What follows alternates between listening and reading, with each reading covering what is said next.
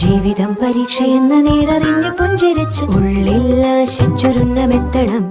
കണ്ണീരില്ലാത്ത നാളിലെത്തണം. പൂജ്യത്തിൽ നിന്നു മുന്നിലെത്തുവാൻ ഇത്രയും നേരമോ ഇത്രയും ദൂരമോ? ഉള്ളിൽ ആശിച്ചൊരുന്നമെത്തണം. കണ്ണീരില്ലാത്ത നാളിലെത്തണം. പൂജ്യത്തിൽ നിന്നു മുന്നിലെത്തുവാൻ ഇത്രയും നേരമോ ഇത്രയും ദൂരമോ?